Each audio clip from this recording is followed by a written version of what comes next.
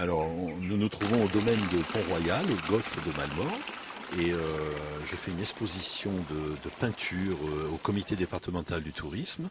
Et donc, nous avons fait le vernissage il y a 2 jours, et je reste ici jusqu'au 13 juin. Alors, vous vous appelez donc... Je m'appelle Jean-Claude Delacour, je suis régisseur général dans un théâtre, et en dehors de ça, je fais de la peinture.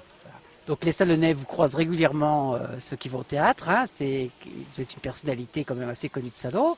Et justement, on vous découvre aujourd'hui aussi avoir une démarche artistique. Tout à fait. De toute façon, je suis quand même un personnage de l'ombre, mais effectivement, avec mes tableaux, maintenant, on me découvre. Et c'est vrai que j'ai une démarche artistique dans la peinture. Et enfin, c'est pas une peinture traditionnelle, c'est plutôt une peinture de papier froissé avec un travail absolument sur le fond, sur la texture et sur les coloris. Alors, quand on voit justement ce travail de papier mâché, mais il n'y a pas que du papier mâché, il y a aussi un travail sur les couleurs très important, il y a un travail de la lumière qui est très important. Cette inspiration artistique, elle est ancienne ou elle s'est révélée comme ça d'un seul coup Alors elle s'est révélée après des expériences multiples sur la peinture, où j'ai débuté comme tout le monde à faire d'une peinture traditionnelle. Moi j'étais plutôt spécialisé dans la peinture marine, et puis j'ai vite fait le tour. Et j'ai essayé de retrouver autre chose. Donc j'ai cherché, et puis j'ai fini par trouver ce principe de papier collé, qui est devenu après du papier froissé. Alors c'est pas du papier mâché. Vous avez employé papier mâché, mais c'est pas tout à fait ça. C'est vraiment du papier froissé. C'est-à-dire je sélectionne du papier dans des magazines, et notamment les magazines vidéo, parce que c'est toujours très coloré, et de plus en plus aussi sur les magasins de décoration. Décoration du Sud, enfin les magazines de décoration du Sud, ça me permet d'avoir des tons très très chauds, puisque le papier au départ n'est absolument pas recolorisé, donc je le classe par ton chromatique, par couleur, et que j'utilise suivant le type de tableau que j'ai envie de réaliser. Et maintenant, de plus en plus aussi, j'arrive à faire des monochromes, mais le principe c'est vraiment du papier froissé et non pas mâché. Parce que mâcher, ça malaxe tout, et on n'a plus les tons, on n'a plus rien, quoi. C'est pour ça que dans certains tableaux, on découvre du texte, on découvre un buffet provençal au milieu du nombril, etc., etc. Voilà, c'est ce qui m'intéressait, ce recherche de mouvement, de texture et de lumière. Alors, double lecture, je crois que c'est vraiment le travail qu'on retrouve. Puis on retrouve aussi un côté tout en rondeur, tout en douceur, un peu une rêverie d'enfant. Est-ce que cette peinture elle remonte vraiment jusque-là? Ben, je ne sais pas, moi je préfère laisser l'interprétation à chaque visiteur. Je ne veux pas donner d'indication, parce que je crois qu'il est important que la personne qui est devant un tableau puisse ressentir des émotions. Et à partir du moment où moi je lui donne des indications, c'est un peu faussé. Donc c'est pour ça que je suis en bataille permanente en disant est-ce que je donne des noms à mes tableaux ou pas, ou alors est-ce que je donne des faux noms. Donc souvent il y a des pièges, et je préfère que le spectateur soit carrément surpris, et non pas dirigé vers une sensation, vers une émotion. Après, les personnages, parce que c'est souvent quand même, ce sont souvent des personnages, en rondeur, moi j'aime bien le mouvement, le déplacement, la mise en espace. Donc je sais pas, ça a peut-être un rapport avec mon métier. Donc, mais l'enfance, je crois pas, non, je crois pas. Non, Non, pas l'enfance. non, je crois pas, non. Ouais. En tout cas, il y a quand on visite une telle exposition, en plus, je crois que c'est pas la, vous avez fait, donc vous avez commencé des expositions, mais vous ne faites pas que ça. Il y a eu aussi le travail sur la mise en valeur d'autres de structures d'exposition. Absolument, je fais ce qu'on appelle de la scénographie d'exposition. Donc je crée et je conçois des mises en espace et des mises en valeur, surtout pour les photographies. Là, dernièrement, j'ai travaillé pour l'Agropole Provence, et là, on a réalisé vraiment une structure qui permet comment dire, de diriger les visiteurs, et ensuite de donner une certaine mise en valeur de toutes les photographies. Donc il y a des créations originales. J'ai fait un arbre lumineux avec des branches d'accroche. Donc c'est assez intéressant, mais c'est vrai que je me dirige de plus en plus vers la scénographie d'exposition. Ça, c'est quelque chose qui me passionne, quoi. Alors, vous êtes un spécialiste reconnu pour la lumière. Je crois que tous les spectacles de salon passent entre vos mains à ce niveau-là. Quand on a ce travail de la lumière et quand on voit aujourd'hui ce travail de papier froissée. On ressent aussi cette importance de l'éclat dans l'œuvre. Tout à fait, je crois qu'effectivement on retrouve beaucoup ce que je fais dans mon métier. Moi je suis éclairagiste de formation, c'est-à-dire je crée des lumières pour des spectacles. Variété, concerts, théâtre, etc. Donc moi je suis touché par ça. Pour moi la lumière c'est la vie. Je veux dire, regardez autour de nous, nous avons des ombres, nous avons sur la table des passages de rayons lumineux, ça forme vraiment un mouvement, une réalité. Et nous, notre travail, c'est de retranscrire et de faire croire aux spectateurs qu'il neige, qu'il pleut, qu'il fait froid, qu'il fait chaud, que la scène est triste, que la scène est gaie, etc. Et donc, dans mes tableaux, ça se retrouve un peu, effectivement. Il y a toujours une lumière qui attire le personnage ou qui le repousse. Donc ça, c'est vraiment une grande recherche parce que je suis passionné par ça. Donc la lumière, la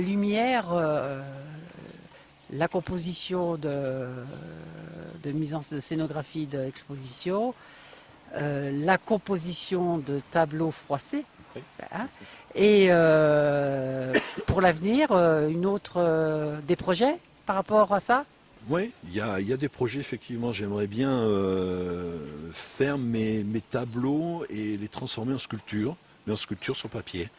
C'est-à-dire garder la même fragilité du papier et d'essayer de faire un parallèle entre l'aplat, qui n'est pas tout à fait un aplat sur mes tableaux, et le côté 3D de sculpture, c'est-à-dire d'exposer et le tableau et la sculpture, pour que le spectateur puisse tourner autour de la sculpture et ensuite voir aussi sur le tableau cette espèce d'aplat.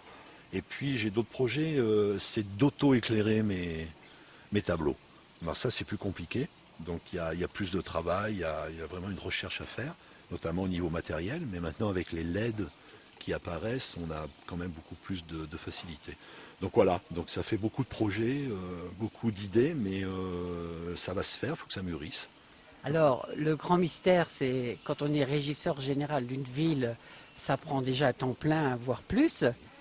Et il reste un petit coin pour la création. Tout à fait, il reste les nuits, les très peu de week-ends qu'on peut avoir, et puis on saute des repas, voilà, quoi, on s'organise. Quand on aime, on compte pas, paraît-il.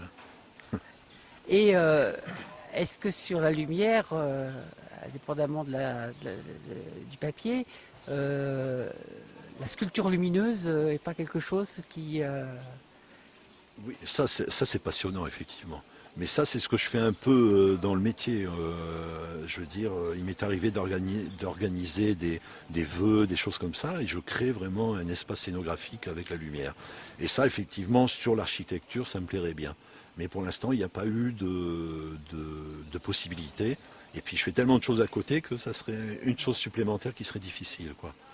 Alors, pour Salon, pour Malmort, justement, l'exposition va durer jusqu'à quand? Alors l'exposition dure jusqu'au 13 juin. Elle est ouverte les dimanches matin, lundi matin et mercredi matin de 9 h à 12 h 30. Et pour rentrer justement dans le domaine, est-ce que c'est facile? Alors c'est tout à fait facile, il suffit de se présenter à l'entrée au jour voulu du domaine. Vous avez une petite guérite avec une personne, vous lui expliquez, vous venez au comité départemental du tourisme qui se trouve au plein centre du village du domaine de Pont-Royal. Et il n'y a aucun souci pour rentrer. Donc je vous attends avec plaisir. Est-ce qu'il y a une prochaine exposition prévue ailleurs après? Il y a des projets, mais là pour l'instant je ne peux pas en parler puisque rien n'est sûr. Donc on préfère être sûr avant d'annoncer quelque chose, quoi, voilà. Merci Jean-Claude et puis bonne continuation pour la suite.